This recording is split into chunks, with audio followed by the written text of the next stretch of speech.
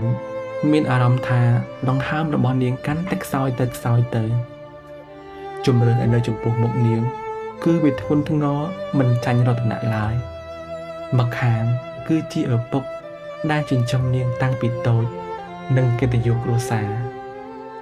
ម្ខាងទៀតគឺជាបេះដូងដែលរហែកជាចំណែកនាងសម្លឹងមើលទៅជញ្ជាំងដែលមានគំនូរមួយផ្ទាំងដែលរតនៈបានគូរឲ្យនាងកាលពីយូរណាស់មកហើយគំនូរនោះមិនមានពណ៌ឆើតឆាយទេប៉ុន្តែវាបង្កប់នូវការភ្នែកមួយដែលតែងសម្លឹងមើលនាងដោយក្តីបារម្ភ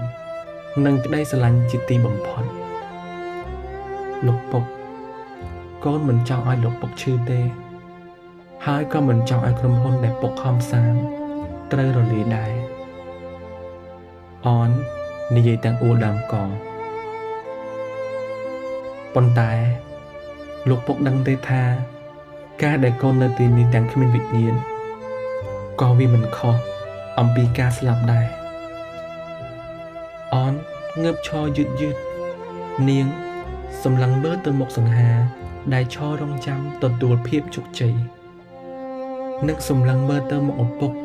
ដែលកំពុងប្រើជីវិតមកដាក់សម្ពាធលើនាងបានយល់ច្បាស់ហើយថាហេតុអ្វីបានជារតនៈព្រមដើរចេញព្រោះនៅក្នុងโลกនេះមានរឿងជាច្រើនដែលយើងមិនអាចសម្រេចតាមតែចិត្តចង់បាននោះទេសូម្បីតែដង្ហើមដែលយើងដក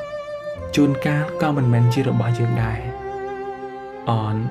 ដើរចូលទៅជិតលោកពុករួចលើកដៃសំពះកូននឹងរៀបការតាមបំណងរបស់លោកពុកចោះសំឡេងរបស់នាងស្ងប់ស្ងាត់ប៉ុន្តែវាត្រជាក់ស្រែបលោកពុកញញឹមទាំងក្តីរីករាយ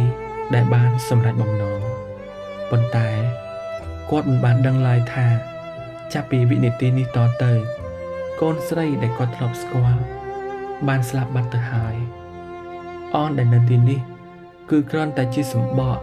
ដែលរស់នៅដើម្បីតែតួនាទីតែប៉ុណ្ណោះ